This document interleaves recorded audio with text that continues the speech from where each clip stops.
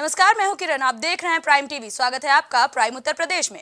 भारत जोड़ो न्याय यात्रा का दूसरा चरण कल से आगरा से शुरू होने वाला है। कांग्रेस प्रदेश अध्यक्ष अजय राय से मीडिया ने खास बातचीत की। इस दौरान अजय राय ने कहा कि आगरा से शुरू होने वाली यात्रा में अखिलेश यादव को आमंत्रित किया जाएगा। वहीं राहुल और प्रियंका गांधी के चुनाव लड़ने के सवाल पर अजय राय ने कहा कि पार्टी नेतृत्व के मुताबिक 17 सीटों पर प्रत्याशी उतारे जाएंगे।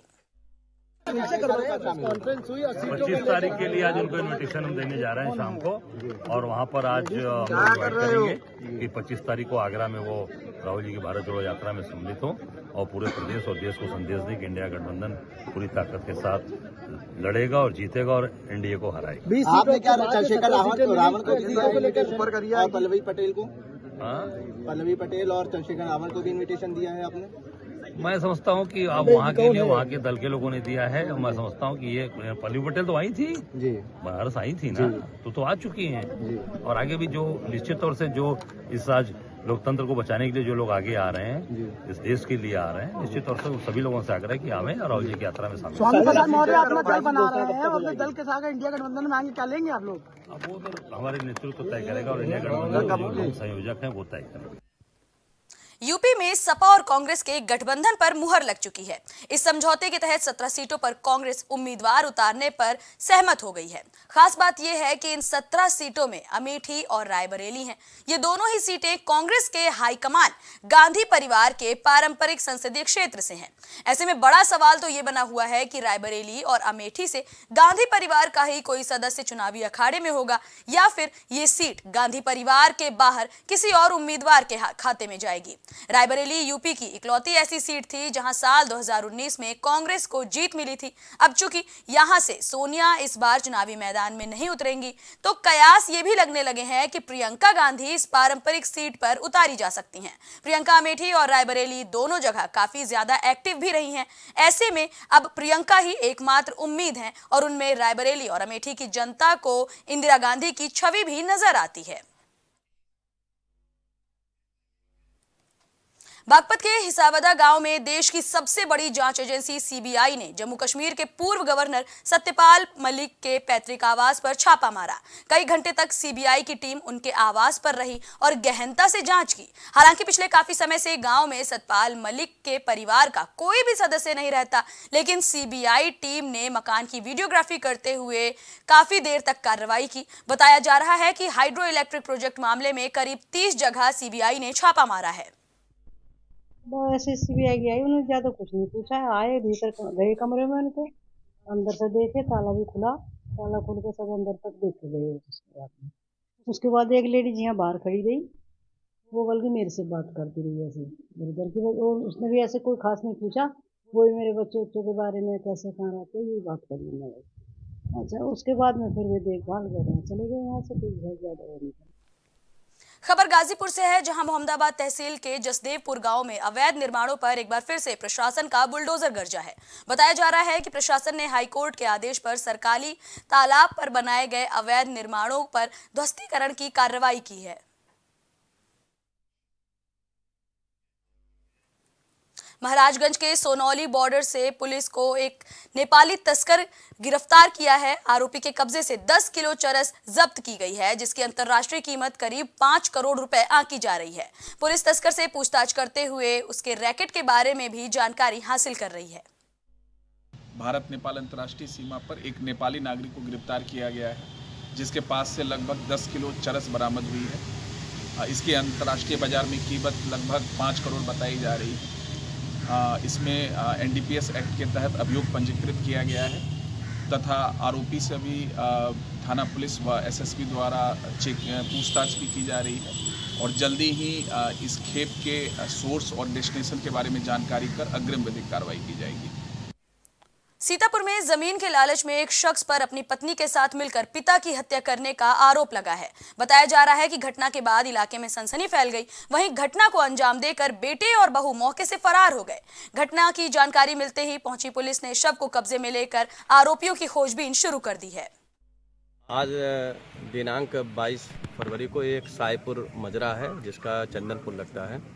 आज यहाँ पे अवधराम, जिनकी उम्र करीब 65 वर्ष है, इनकी हत्या इनके बेटे जो सजीवन हैं उसने कर दिया है, धारदार हथियार से गले पर प्रहार करके। अभी तक जो प्रारंभिक जांच में ये आ रहा है कि इसकी पत्नी की मृत्यु करीब 15 दिन पहले हो गई थी मृतक की, और इसके 18 बीघे खेत है। लड़के को शक था कि कहीं खेत में हमारी उसकी लड़की को न दे दें। इसी को देखते हुए उसके लड़के ने आज हत्या की है। टीमें गठित हैं और शीघ्र ही उसे गिरफ्तार कर आवश्यक कार्रवाई की जा रही है। इटावा के जसवंत नगर में मौजूद बलरई इलाके में पुलिस और बदमाशों की एक बार फिर से मुठभेड़ हुई। बताया जा रहा है कि इस दौरान जवाबी फायरिंग में 3 बदमाश घायल हुए हैं। वहीं एक बदमाश मौका पाकर बाइक समेत फरार हो गया। पुलिस की माने तो इन बदमाशों ने 10 दिन पहले एक बैंकिंग पॉइंट के संचालक के साथ राह चलते लूट की वारदात को अंजाम दिया था।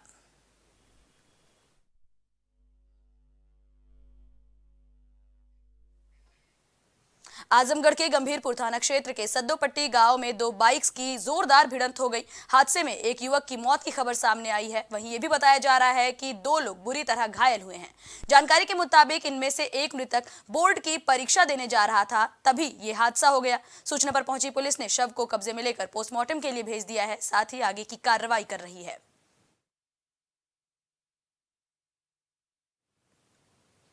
आगरा में ईदगाह रेलवे स्टेशन का नाम बदलने के लिए विधायक ने पत्र लिखा है। स्टेशन का नाम शहर के प्राचीन रावली महादेव मंदिर के नाम पर रखने की मांग की गई है। आपको बता दें, पूर्व मंत्री और छावनी विधायक डॉक्टर जीएस धर्मेश ने डीआरएम और शासन को ये पत्र लिखा है। साथ ही ये पत्र रेल मंत्री और केंद्र सरकार को भी भेजा गया है। आगरा फोर्ट स्टेशन से अगला स्टेशन ईदगाह रेलवे स्टेशन पड़ता है। तो ईदगाह के नाम से आपको पता है कि ये भी गुलामी का प्रतीक है। ईद वहाँ पर कोई है ईदगाह नहीं है, दरगाह नहीं है। और बगल में ही 50 मीटर की दूरी पर वहाँ पर भगवान भोले शंकर का जो रावली महादेव मंदिर है, जिसमें जो करोड़ों लोगों की है आस्था जो धार्मिक आस्था उससे जुड़ी हुई है।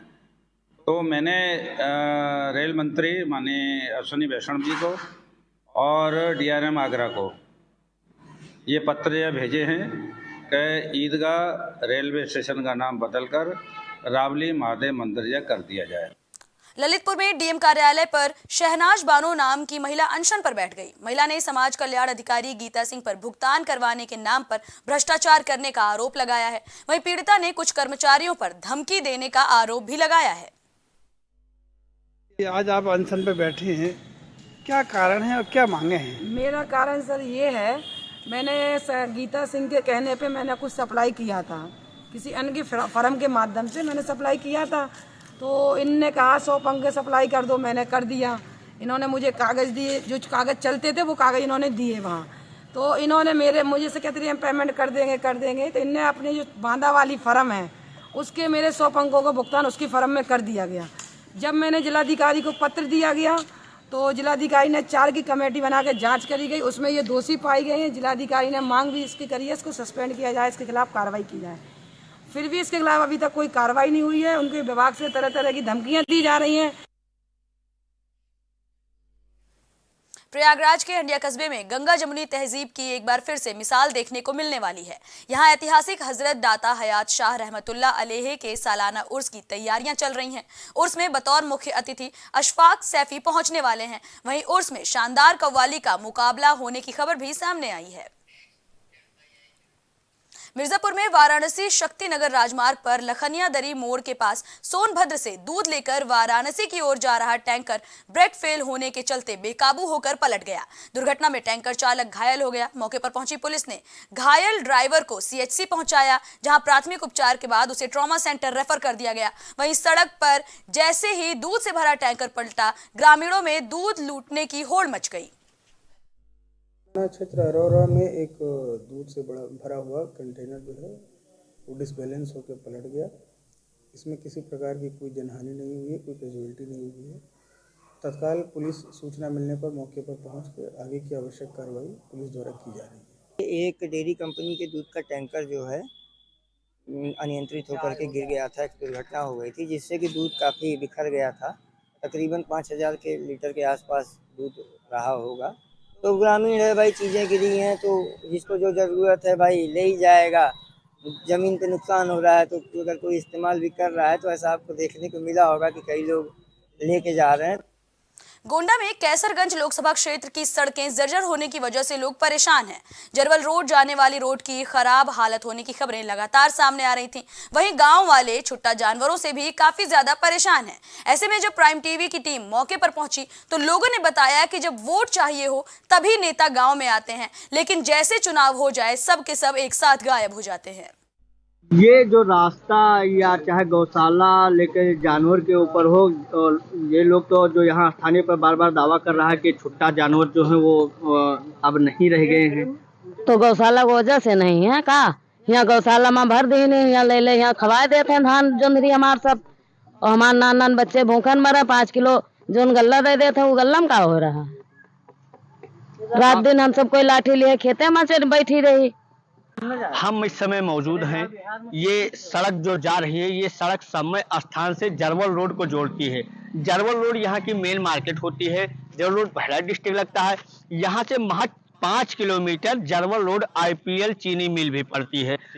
कई सालों से ये सड़क खराब पड़ी हुई है, लेकिन जो स्थानीय जनप्रतिनिधि हैं उनके द्वारा इस सड़क पर कोई ध्यान नहीं दिया जा रहा है, जिसके लिए आज हमारे साथ कोई ग्रामीण मौजूद हैं। इनसे जानकारी करेंगे, हम ये जानने की कोशिश करेंगे कि जो यहाँ के जनप्रतिनिधि हैं उनसे ये लोग कितना संतुष्ट हैं। ये जानकारी लेना हम चाहूंगा। हमारे साथ कुछ भैया, क्या नाम है आपका? हमारा नाम है रिंकू यादव। कहाँ रहते हैं? इसी गांव में रहते हैं। जो यहाँ के जनप्रतिनिधि हैं उनसे आप लोग कितना संतुष्ट हैं? अब इतना संतुष्ट है कि ये रोड देख लीजिए भैया, ये रोड में है रोड़ा बचा है, और एक बारिश और हो जाए तो ये रोड़ा गायब हो जाए। एक बारिश और हो जाए तो ये रोड़ा सारे गायब हो जाएंगे, और यहाँ इतना खुश है और क्या बता दें।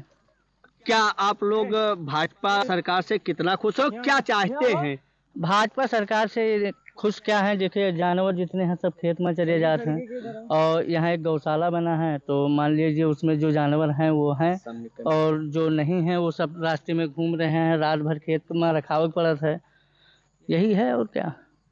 क्या चाहते हैं आप? हम चाहते हैं जानवर अपने वो गौशाला बनवाएं, उसमें डाल दें या उसको कहीं भी पकड़ के ले जाएं। 5 किलो राशन वाली बात नहीं है, 5 किलो राशन दे रहे हैं तो हमको उससे कोई दिक्कत है, वो दे रहे हैं, वो अपने उस हिसाब से दे रहे हैं, लेकिन जानवर पकड़ ले, हमें राशन नहीं चाहिए। अमरोहा में भारतीय किसान यूनियन चढ़नी के द्वारा 12 से 2 बजे तक रोड जाम करने का कार्यक्रम किया गया, लेकिन जैसे ही जिला अध्यक्ष नरेश चौधरी आवास पर किसान इकट्ठा हुए तो यहां गजरौला इंस्पेक्टर हरीश वर्धन ने जिला अध्यक्ष नरेश चौधरी के साथ सभी किसानों को जिला अध्यक्ष आवास में नजरबंद कर दिया, ऐसे आरोप लगाए जा रहे हैं। पुलिस बार बार हमें हाउस अरेस्ट करती है। आज हमारे राष्ट्रीय अध्यक्ष श्री गुलाम सिंह जी के आदेशानुसार हम लोगों को 12 बजे से 2 बजे तक का रोड जाम करना था। हम लोग इसके लिए तैयार हुए, वैसे ही पुलिस आई, आकर के हम लोगों को हाउस अरेस्ट किया। फिर भी हम लोगों ने निकलने का प्रयास किया, लेकिन बाहर सड़क पर आते हुए पुलिस ने हमें धक्का मुक्की करके हमें वहाँ रोका है। लेकिन अब कब तक पुलिस रोक पाएगी, कब तक सरकार से हमारी बात नहीं कहने देगी। हम अपनी बात सरकार से कह करके रहेंगे, दिल्ली भी जाएंगे, रोड भी जाम करेंगे, अड़ेंगे, भिड़ेंगे, मरेंगे, कुछ भी करेंगे, लेकिन अपनी मांगों से पीछे नहीं हटेंगे। फिरोजाबाद के जसराना क्षेत्र में मौजूद ब्लॉक ए के ग्राम पंचायत नगलापुर के विरामपुर गांव में जंगली जानवर ने नेत्रपाल सिंह नाम के शख्स पर हमला कर दिया। बताया जा रहा है कि ग्रामीण की चीख सुनकर पड़ोस के लोग दौड़े और देखा कि गिलहरी की तरह दिखने वाले किसी जानवर ने नेत्रपाल पर हमला किया है। वहीं मामले के बाद से गाँव में दहशत का माहौल है, क्योंकि लोग जानवर को पहचान नहीं पाए। क्या हुआ यहाँ, क्या घटना? मैं रात पानी लगा के खेत में आ रहा था, मैंने यहाँ पे चीता देखा जाते हुए, मैं वहीं रखा, मुझे डर से मेरे गांव से गली से होकर निकला, और हमारे गांव से थोड़ी दूर है विरामपुर, उस गांव में हमला भी बोला, उसने एक आदमी को खा भी लिया है। अभी बेटा हॉस्पिटल में भर्ती है। वो देखा था मैंने, चीता था। कानपुर में व्यापारियों का प्रदर्शन देखने को मिला, जहां नौबस्ता गल्ला मंडी और चकरपुर मंडी में काम बंद करते हुए व्यापारियों ने पीएम को संबोधित ज्ञापन राज्य कृषि उत्पादन मंडी परिषद उत्तर प्रदेश के संभागीय उपनिदेशक प्रशासन को सौंपा। इस दौरान मौके पर बड़ी संख्या में व्यापारी और उद्यमी मौजूद रहे। देखिए, शंभू बॉर्डर जो हरियाणा का बॉर्डर, वहाँ किसान बैठे हुए हैं। उनकी मांग है कि एमएसपी पर कानून बनाया जाए, एमएसपी को कानूनी गारंटी दी जाए। हमारा ये मानना, कोई कानून बनेगा तो कानून की धारा बनेगी, सजा होगी, मुकदमे का प्रावधान होगा। जैसे कि 1955 में एक धारा आई थी, धारा 3/7, आवश्यक वस्तु अधिनियम की धारा 3/7, वो भी व्यापारियों के खिलाफ कानून बना था। और ये भी कानून बनने जा रहा है, ये साफ साफ उनका कहना है जो सरकारी खरीद हो, सरकारी खरीद के बाद जो व्यापारी खरीदेंगे वो एमएसपी पर ही खरीदें और एमएसपी से नीचे अगर खरीदते हैं तो उनके खिलाफ कानूनी कार्रवाई की जाए। ये स्पष्ट जो वर्तमान नेतृत्व कर रहे हैं, या पहले से भी मांग उठी थी, हम लोग को तब लग रहा था कि ये मांग नहीं मानी जाएगी, इसलिए हम लोग शांत बैठे थे। अब ये तय होता जा रहा है कि व्यापारी के खिलाफ ये खास करके एमएसपी का कानून बनेगा।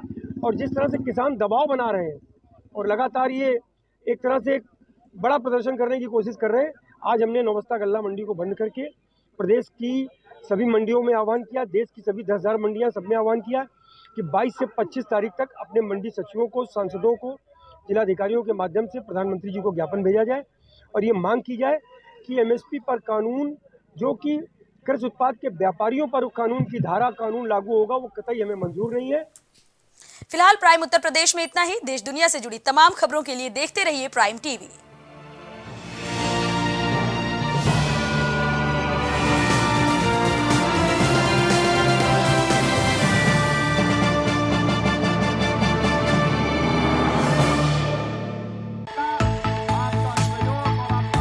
कुछ भाव पुष्प। आप देख रहे हैं प्राइम टीवी, सच साहस सरोकार। प्रधानमंत्री श्री नरेंद्र मोदी का संकल्प है कि देश का हर नागरिक पोषित, सशक्त और समर्थ बने। जब पूरा विश्व इस सदी की सबसे बड़ी महामारी कोविड-19 से जूझ रहा था, उस दौरान प्रधानमंत्री श्री नरेंद्र मोदी जी के नेतृत्व में भारत सरकार ने प्रधानमंत्री गरीब कल्याण अन्न योजना का संचालन कर देश के गरीबों की खाद्य सुरक्षा सुनिश्चित की। इसी संवेदनशीलता को जारी रखते हुए आज 80 करोड़ से भी ज्यादा लोगों को मुफ्त अनाज दिया जा रहा है। सभी को अनाज, पोषित समाज। अगर आप करना चाहते हैं अपने बिजनेस को प्रमोट, तो इसके लिए आपको चाहिए होगा एक सपोर्ट। बेहतर स्क्रिप्ट, शानदार ग्राफिक्स, बेहतर विजुअल, दिखाएंगे कमाल, जानकारी पहुंचेगी जन जन तक, आपका काम करेगा धमाल। इन सभी चीजों के लिए अब ना हो परेशान।